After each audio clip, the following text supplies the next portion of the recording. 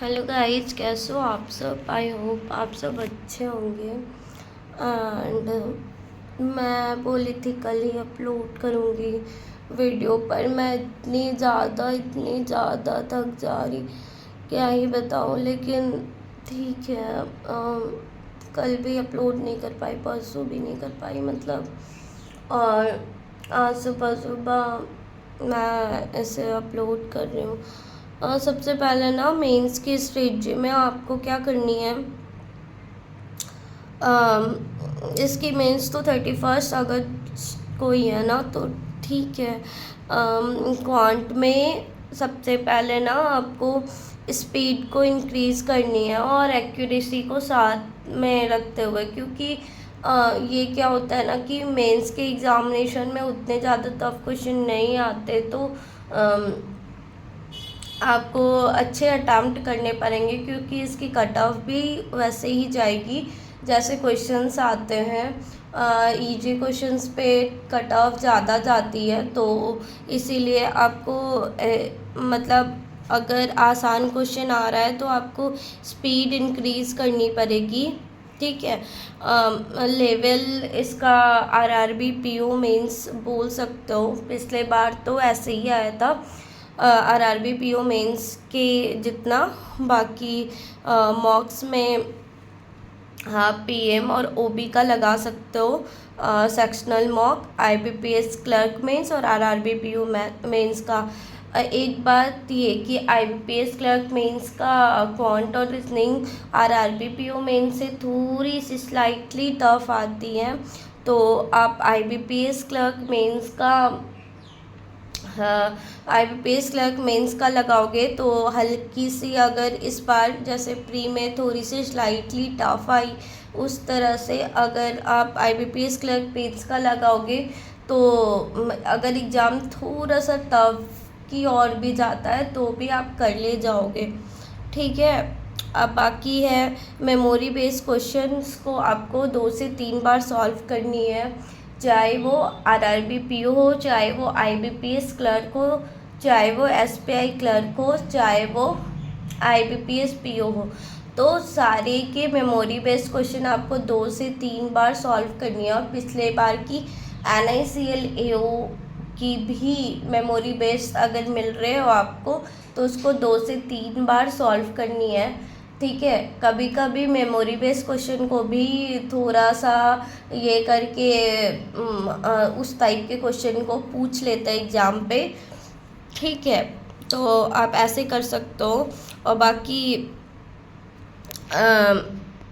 आपको क्या करनी है कि सेक्शनल मॉक लगाने हैं मेंस के। सेक्शनल मॉक लगाओगे ना तो आपकी स्पीड बढ़ेगी, ठीक है। और अगर और ये मत सोचना कि मेरे मार्क्स इतने आ रहे हैं तो मैं नहीं लगाऊंगा, मतलब या नहीं लगाऊंगी, मार्क्स इतने आ रहे हैं, आपको मॉक्स लगानी है, ठीक है। और बाकी फिर जब सबमिट कर लो, सबमिट करके एक एक क्वेश्चन, हर एक क्वेश्चन को सॉल्व करो, ठीक है। फिर RRB PO, RRB clerk, IBPS clerk और एसबीआई क्लर्क, ये सब के मेमोरी बेस्ड लगाने हैं। और इसके मेमोरी बेस्ड क्वांट में जो हर्षल सर पढ़ाए हैं, उनके चैनल पे सारे लर्निंग कैप्सूल चैनल पे मिल जाएंगे, आप उसमें देख सकते हो उनका क्वांट का, ठीक है। बाकी सेकेंड में है रीजनिंग। रीजनिंग में क्या करना है कि अब इसमें भी आपकी वही चीज़ें हैं, इंक्रीज़ करनी अपने स्पीड को, ठीक है, और एक्यूरेसी को ध्यान में रखते हुए, क्योंकि देखो गाइज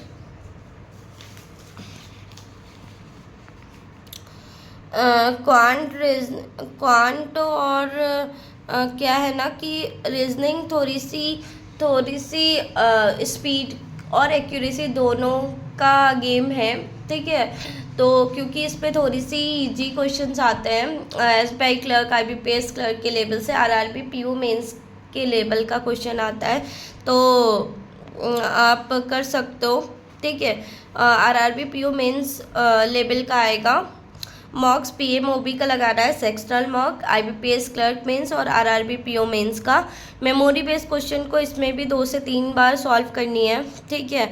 और रीजनिंग में आप संजय सर का जो भी है, ठीक है, वो करवाते हैं अपने ये में मेमोरी बेस, ठीक है, यूट्यूब चैनल में आप उनका देख सकते हो, वर्चुअस में देख सकते हो, ठीक है, वो सर भी करवाते हैं वर्चुअस यूट्यूब चैनल। और वेटरन का जो यशराज सर है वो भी काफ़ी अच्छा मेमोरी बेस सॉल्व करवाए हैं। आप उनका जो मेमोरी बेस का एक मैराथन होगा आप वो देख के चले जाना, ठीक है, वो चले जाओगे ना तो अंदर से कॉन्फिडेंस बूस्ट होगा, सच बता रही हूँ। वो एक बार देख के चले जाना, उनका IBPS PO का पिछले साल का, RRB PO का पिछले साल का, IBPS क्लर्क का, SBI क्लर्क का, सबका पिछले साल का, ये तीनों के तीनों सर्व करवाए। आप तीनों के चैनल से मेमोरी बेस्ड क्वेश्चन को अच्छे से सॉल्व करके चले जाना 2 से 3 बार। बाकी मॉक्स अच्छे से लगाना, मॉक्स देने में कमी मत करना इस बार। और मॉक्स में अगर क्वेश्चन नहीं बन रहे तो सबमिट करके बनाओ, लेकिन बनाओ और स्पीड को इंक्रीज़ करने का ट्राई करो, ठीक है।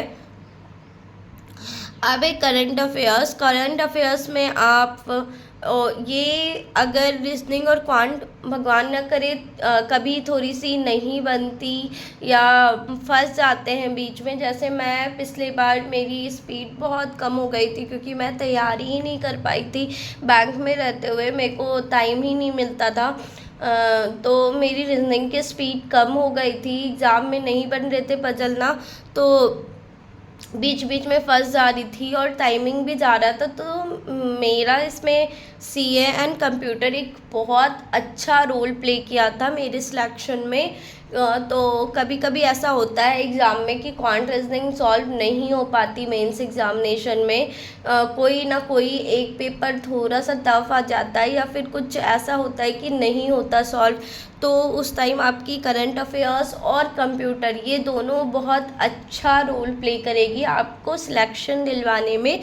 तो आप CA करंट अफेयर्स में अफेयर्स क्लाउड का लास्ट 6 मंथ फॉलो कर सकते हो, मार्च से अगस्त। देखो गाइस, मैं ना Q&A की PDF डेली वाली जो वीकली में देते थे ना, डेली वाली वीकली, और ऐसे 60 क्वेश्चंस वाली नहीं, Q&A वाली नहीं, वो जो कंप्लीट देते थे ना Q&A वाली, वो वाली मैं पढ़ती थी। और वो ना वीकली वाली पूरा कंप्लीट मतलब उसे 2 से 3 बार रिवाइज भी करती थी। तो अभी ना Q&A वाली PDF आना बंद हो गई है, ठीक है। तो आप क्या कर सकते हो, उसकी क्विज़ेज़ है ना, क्विज़ेज़ आती है, ठीक है, तो आप वो ले लो एंड उसकी क्विज़ेज़ सेम वही 30 क्वेश्चन, डेली वाली क्विज़ेज़ जो 30 क्वेश्चंस वाली होती है ना, सेम वही क्विज़ेज़ आपके PDF में भी देते थे, ठीक है, सेम वही क्वेश्चंस। तो आप ना वो कर सकते हो, उसकी सारी 6 महीने की कर सकते हो, ठीक है। बाकी उसके अलावा PM की क्विज़ेस लगाओ, PM की क्विज़ेस में जो करंट अफेयर्स की रहती है ना वो आप लगा सकते हो। वो भी सेम अफेयर्स क्लाउड से ही थोड़ा सा मतलब ये करके अंदर जाकर पूछते हैं थोड़ा सा, वो भी अच्छी क्विज़ेस होती है, आप वो दे दो। बाकी गौरव गर्ग सर का बेस 300 का देखना है आपको, ठीक है, लेक्चर। एंड बैंकिंग और इंश्योरेंस अवेयरनेस का जो मंथली वाली आती है ना गौरव गर्ग सर की दो लेक्चर आती है पर मंथ में, तो वो आपको देखनी है, ठीक है।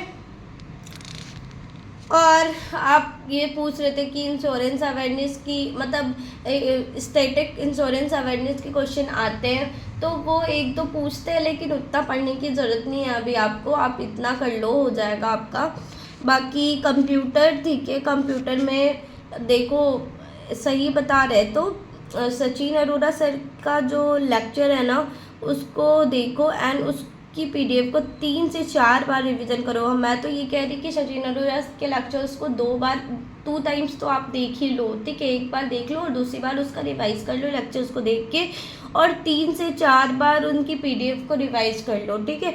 और साहिल चराया सर की PDF को, क्योंकि इनके लेक्चर्स तो पेड होता है ना, तो आप इनकी PDF को कंप्लीट रिवाइज करो 2 से 3 बार। बाकी क्या करो ना कि उनके YouTube चैनल में कुछ अवेलेबल होंगे वीडियोज़, आप वो देख लो।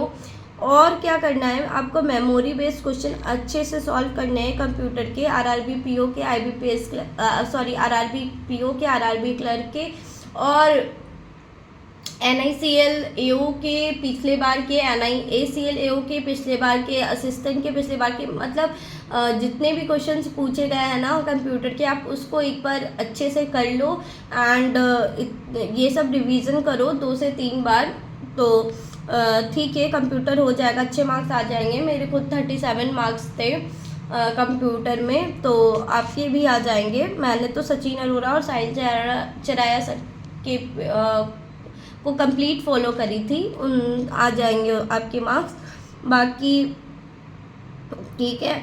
इंग्लिश में क्या करना है कि इंग्लिश में का भी लेवल ऑलमोस्ट वैसा ही रहता है, आरआरबी पीओ मेंस में जैसा इंग्लिश पूछते हैं ना वैसे ही इंग्लिश इसमें भी पूछते हैं, स्लाइटली इजी ही था। ठीक है, तो ठीक है उतना ही लेवल का पूछते। बाकी मॉक टेस्ट दो, उसका एनालिसिस करो एंड क्या बोलते हैं, इसमें आप मॉक टेस्ट दो और एनालिसिस करो अच्छे से, बाकी हो जाएगा आपका। ठीक है, अगर इंग्लिश वीक है ना तो कोई दिक्कत नहीं है, आप कर सकते हो। क्या बोलते हैं, पासिंग मार्क्स तक ला सकते हो। बाकी ज़्यादा से ज़्यादा मार्क्स सीए और कंप्यूटर से उठाओ, क्वांट और रीजनिंग से उठाओ। और ठीक है, आप अब ऐसे ही तैयारी करो और अच्छे से तैयारी करना, प्रीलिम्स के जैसा पेपर नहीं होना चाहिए, थोड़ा और अच्छे से तैयारी करो। बस 1 ही महीने बचे हैं, तो आप इसमें ना पूरे मतलब पूरा जोर लगा दो, क्योंकि पेपर आप देख रहे हो कि थोड़ा सा स्लाइटली टफर की ओर जाता जा रहा है। सारे लोग, बहुत सारा कंपटीशन भी टफ है, सब लोग मतलब बहुत अच्छे से तैयारी कर रहे हैं, तो आपको थोड़ी सी मेहनत करनी पड़ेगी। ये 1 महीने अपने आप को झोंक दो, मतलब 1 महीने ऐसा समझ लो कि बस जो भी है मेरा NICL ही है, तभी आपका सिलेक्शन होगा गाइस, सही बता रही हूँ। और बाकी ठीक है, all the best for your preparation and please like share and subscribe my channel. Thank you, bye bye guys.